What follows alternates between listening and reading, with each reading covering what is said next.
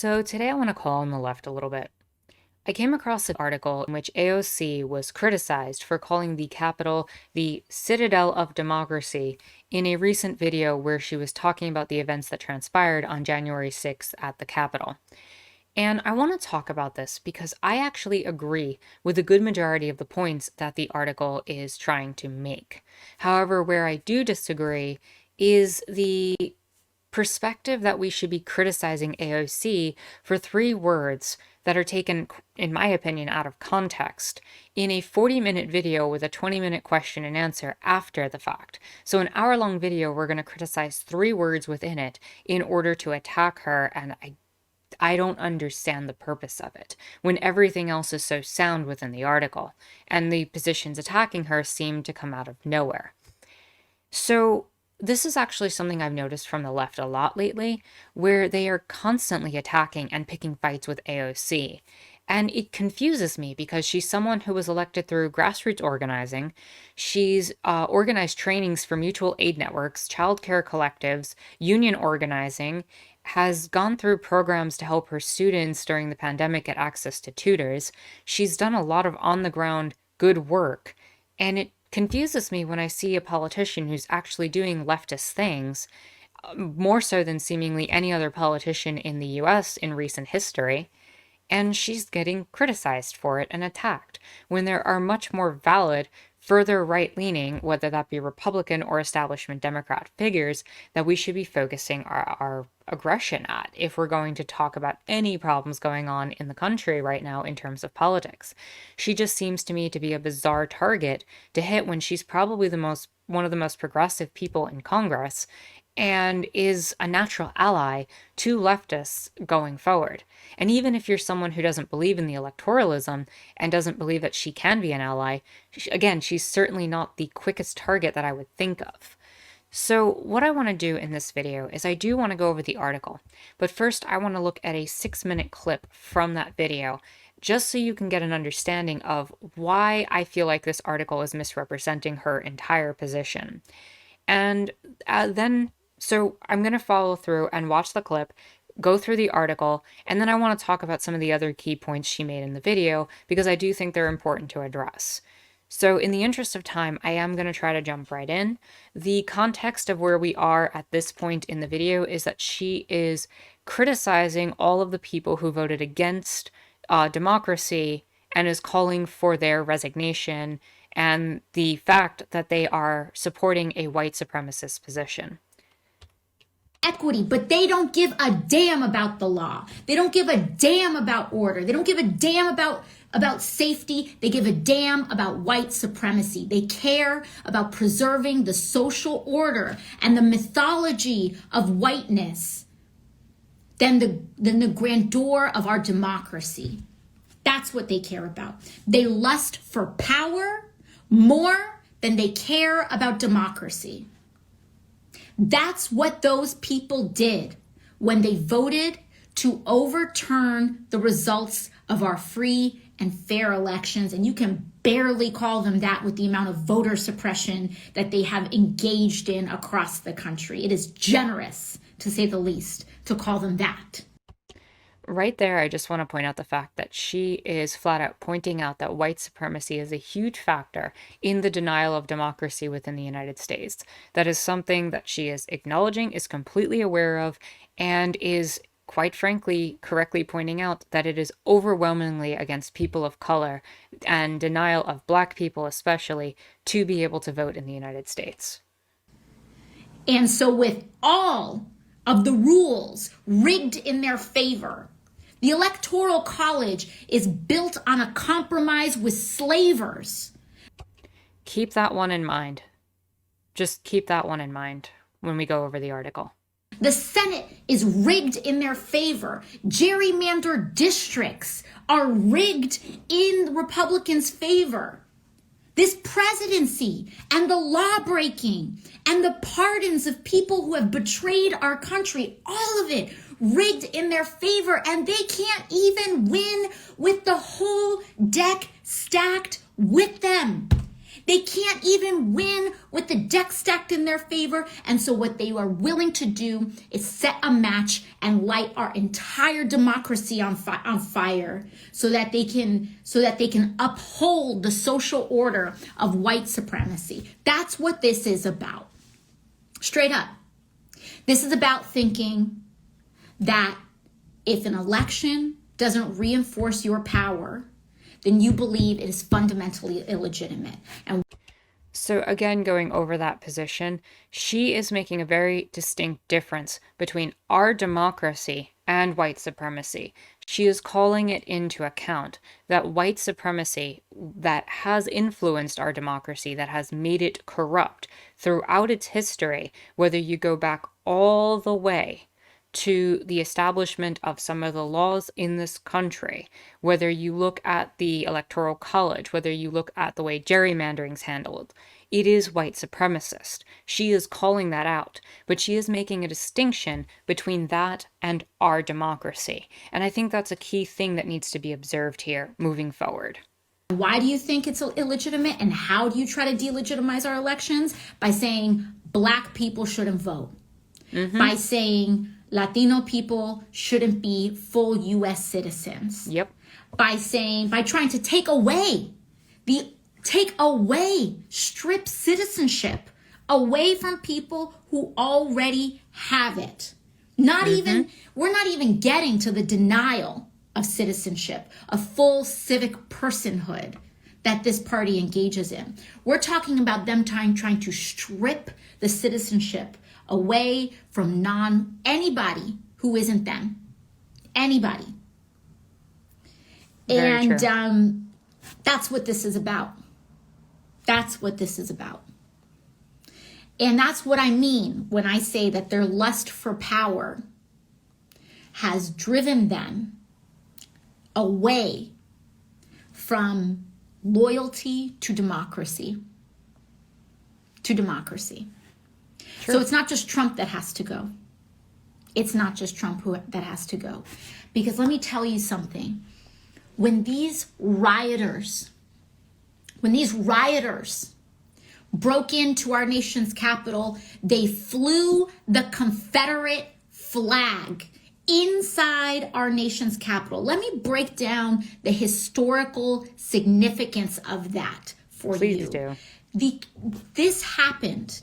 They flew the Confederate flag for the first time in American history in the U.S. Capitol. It didn't even make it in during the Civil War.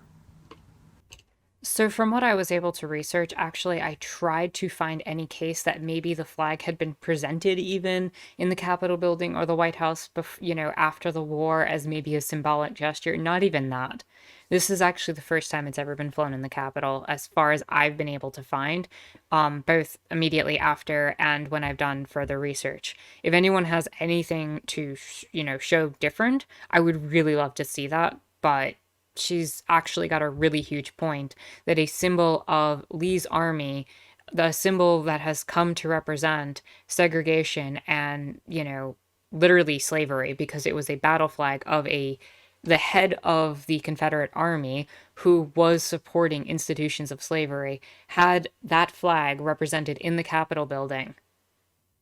And yes, the Union has in the past supported slavery, but it hasn't in a number of years in that kind of institutional way, not since the Civil War.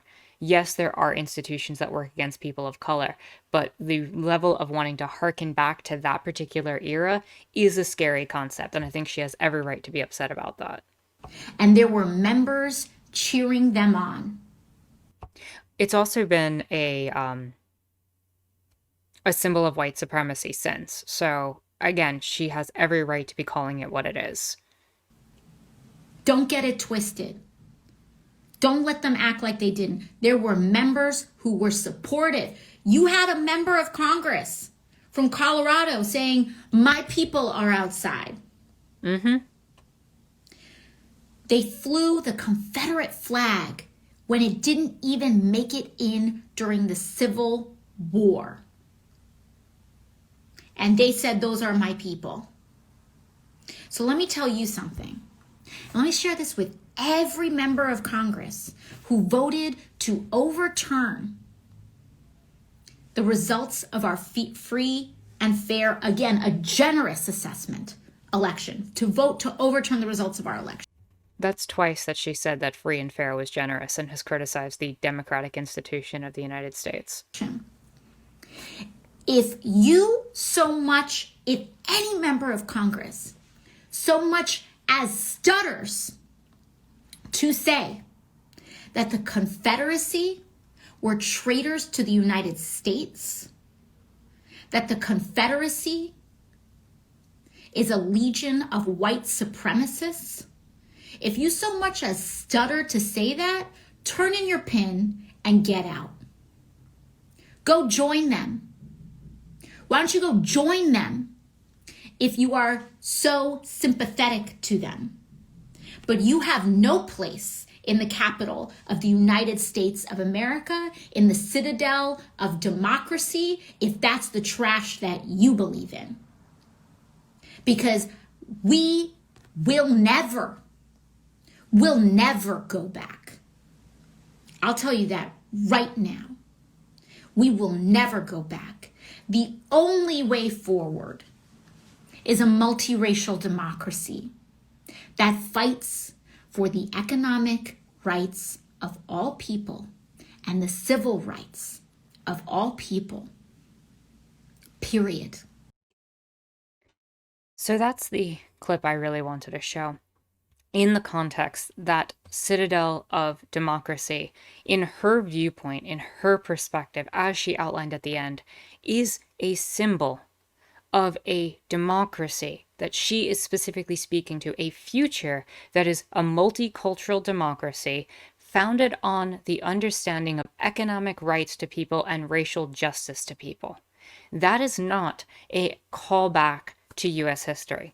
That is not a callback to all that. She criticized the white supremacist roots. She criticized the factors of the Confederacy. She criticized white supremacy throughout, and the fact that it has been involved in the U.S.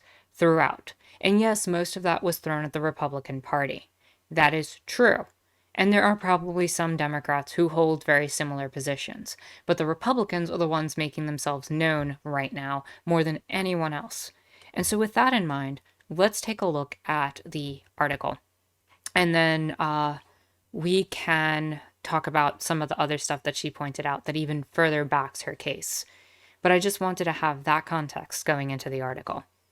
So the article opens by saying that AOC referred to the Capitol as a citadel of democracy. Organizing and speaking out against the right should not mean glorifying the imperialist capitalist U.S. Capitol and what it takes place between its walls. And I'm going to be real with you. I agree with the sentiment, but I don't think that's what AOC did in that clip. And again, I think that's taking the Citadel of Democracy completely out of context from the multicultural version of democracy that she's calling for and wants to see as America's future. So the article does mention that she did correctly highlight the long history of white supremacy in the country.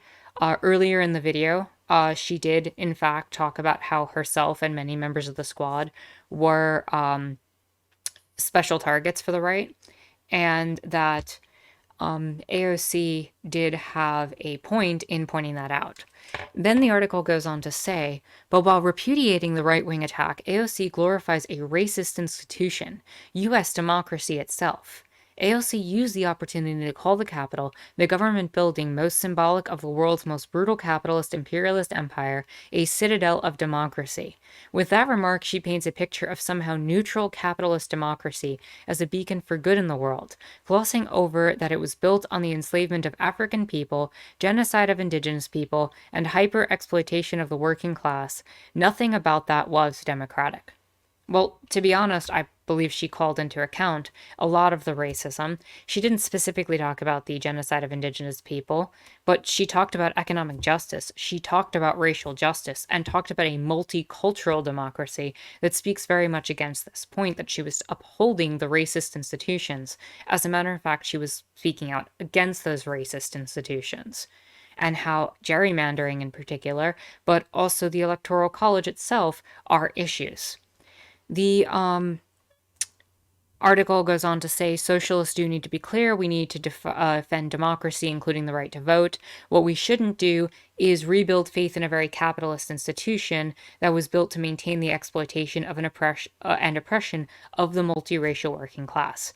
And as you saw from that clip with AOC, I think she would very much agree with this statement, that she would not be in favor of the exploitation and oppression of a multiracial working class. In fact, she wants economic justice, at least has paying that level of lip service, and her actions in the past seem to uphold that. So I'm going to give her the benefit of the doubt in this situation. If you don't feel like that's appropriate, I guess I have to just agree to disagree with you. The article ends up going on to talk about the issues of coups in Latin America and other parts of the world that the CIA has put forward, and then goes on to talk about an interview with AOC that's completely different from the one where AOC is said to have said, if a foreign head of state came in and ordered an attack on the United States Congress, would we say that should not be prosecuted? Would we say there should be absolutely no response to that? And the article argues that this gives credence to a myth of just wars by the United States. However, if you actually look at that interview, and I welcome you, I'm going to leave the article and the original video from AOC in the description. I welcome you to go in this article, check out this clip from the interview, and see for yourself. But the context to me seems to read more of as Republicans, generally speaking, would come out and so obviously critically attack any attack from a foreign power using xenophobia and anything else. So how can they not come out and attack the insurrectionists in their own land? And I think that's the comparison being made. I don't know if she's necessarily giving credence to the myth of just wars by the United States. Also, a head of another state coming in and attacking the United States Congress in that way, without any questions about it, kind of would be grounds for the US to probably strike back in terms of the way the government is run and set up. So I don't think she's making a bad position, even if you disagree with it and disagree with a lot of the unjust things the US have done across their history. And first of all, I would argue that most of the coups being described here have very racist roots.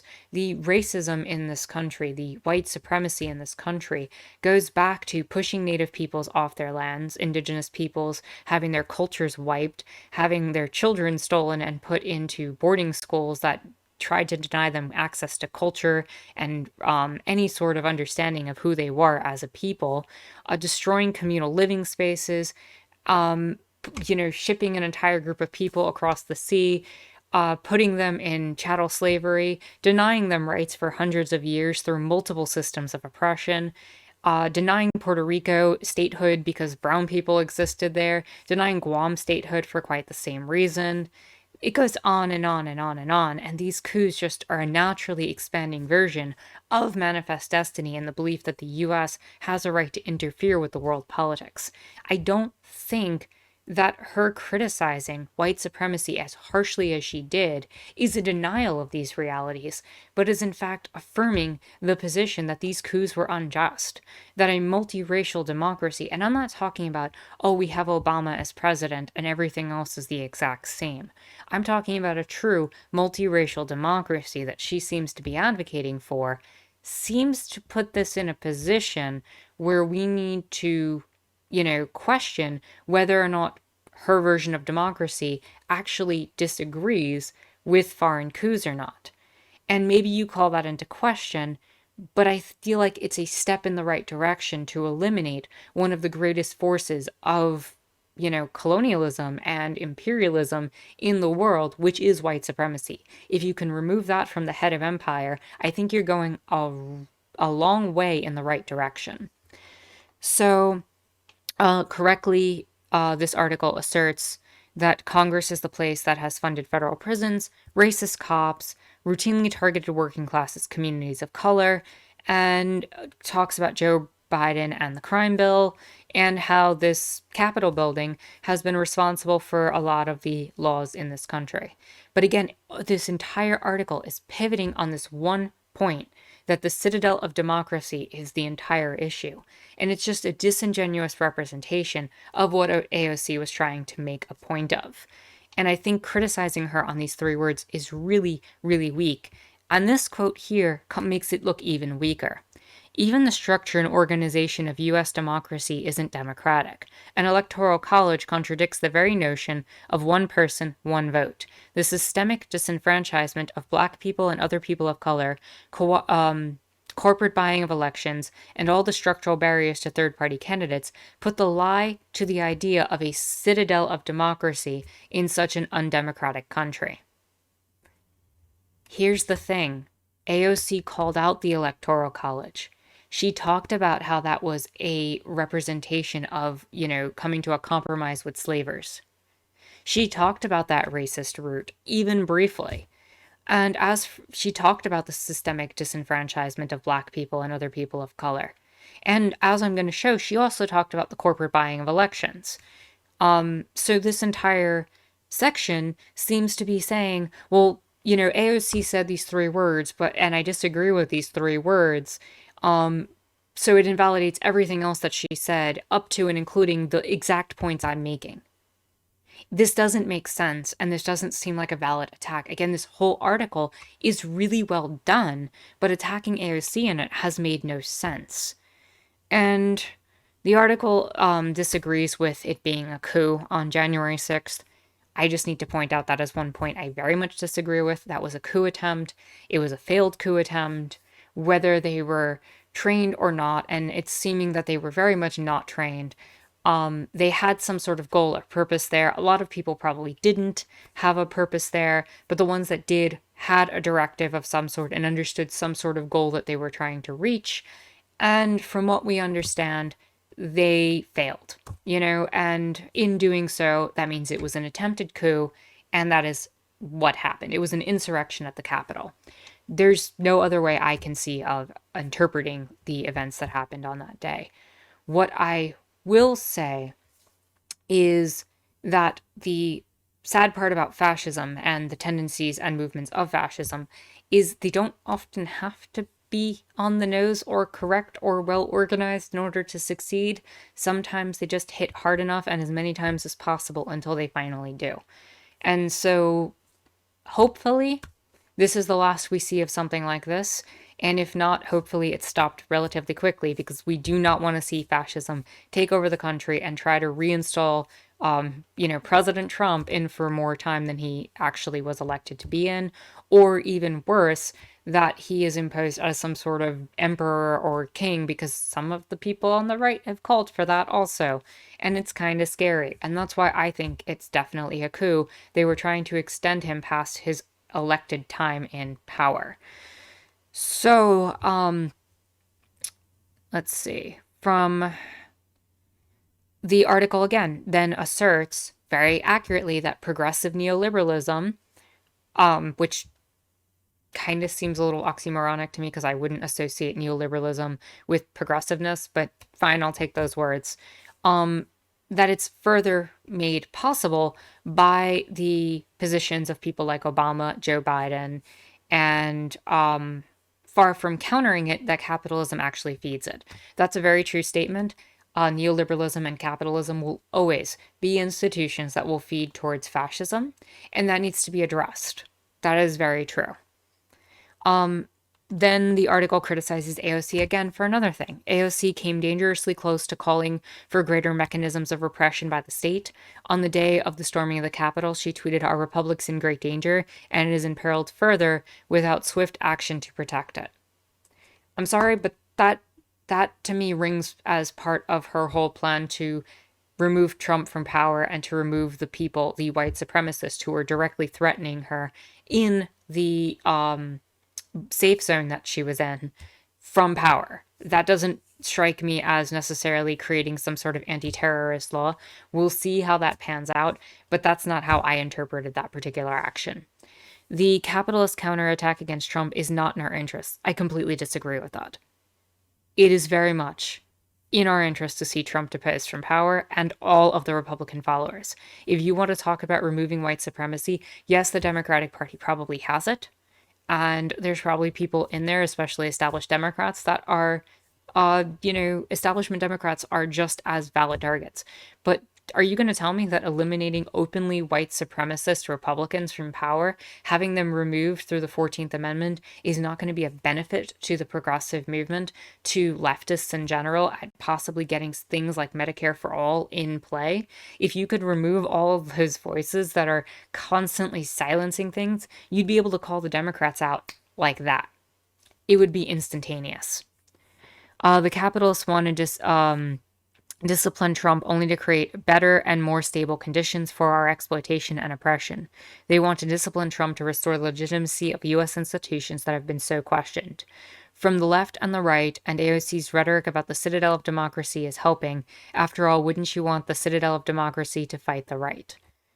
So the way I see this also is that financial institutions are not going to care if fascism's in power.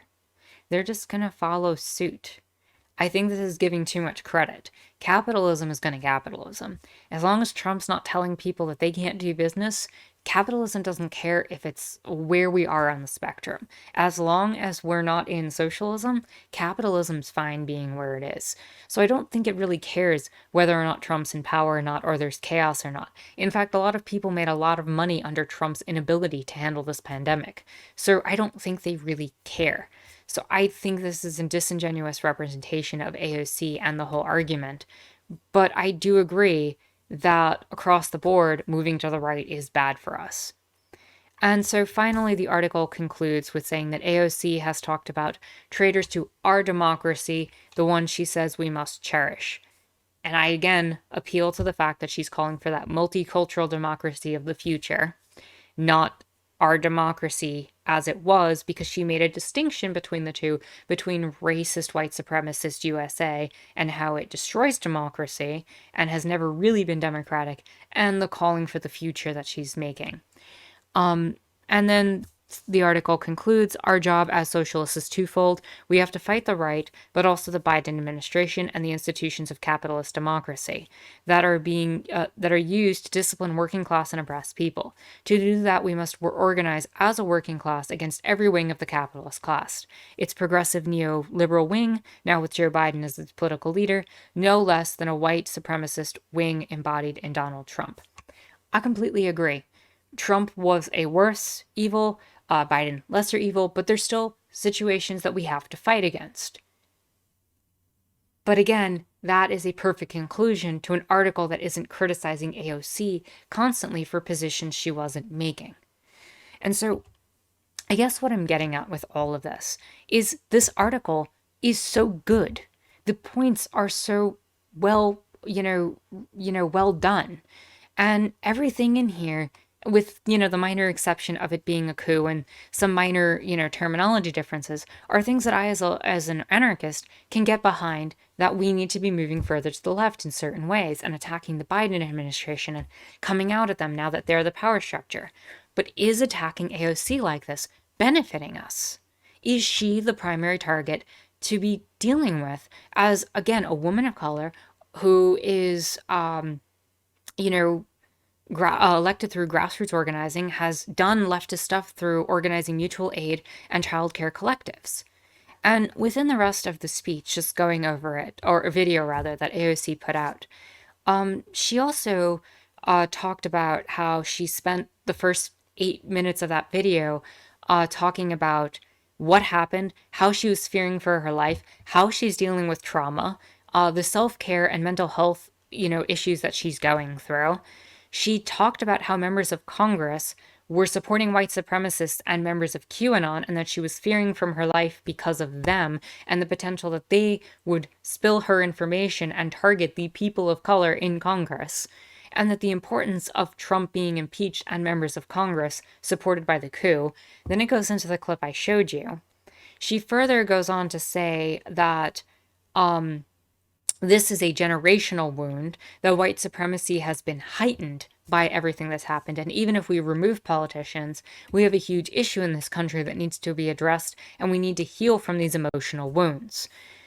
She then calls on the fact that Ted Cruz, Josh Hawley, and basically every other Republican that voted against things are responsible, but she throws in Mark Zuckerberg as one of the people by, again, funneling people through this. So big tech's being added into this list from her that's, basically saying that big tech use their institutions to funnel certain perspectives and mindsets into people's laps.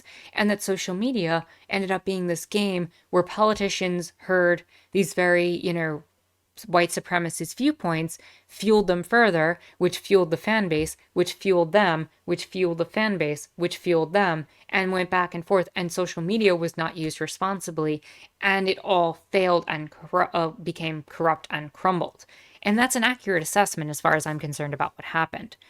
But to make matters even more in AOC's favor, she claimed that we as a society prioritize this quarter's profits over long-term economic well-being for all people. That's why they're paying people less than a living wage.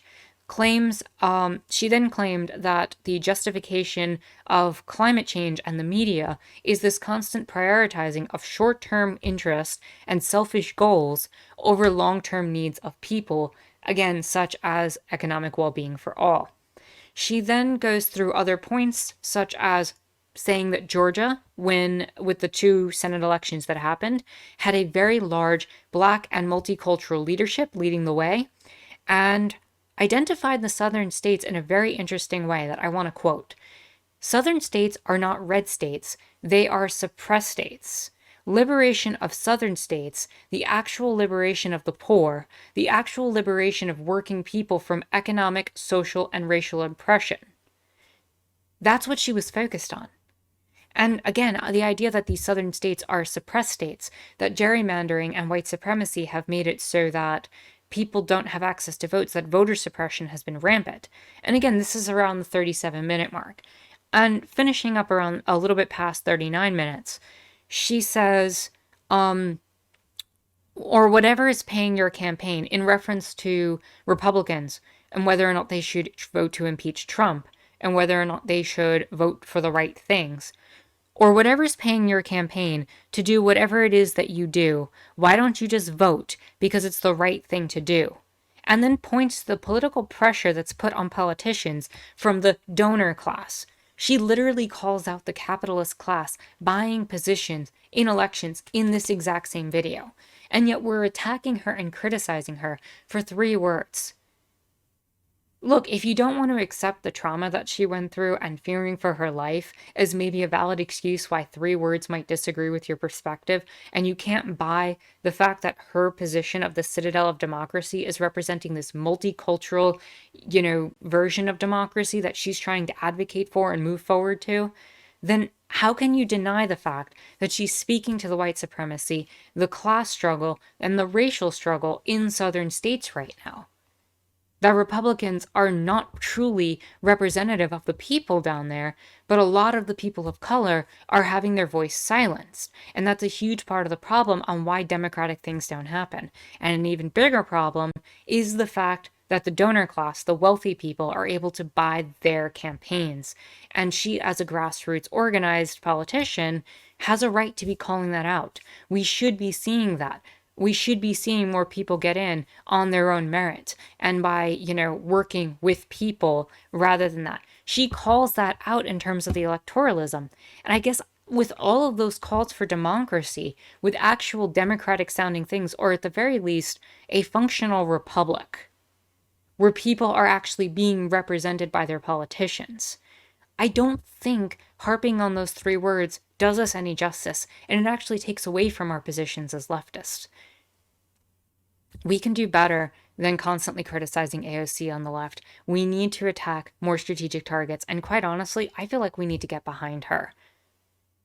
Because even if I want to see the abolishment of the state one day, even if I want to see all the things I want to see as an anarchist and capitalism eliminated, she is one of the best people in play right now. And until she goes full neoliberal, until she ends up betraying everything, I am going to say we have to support her on this.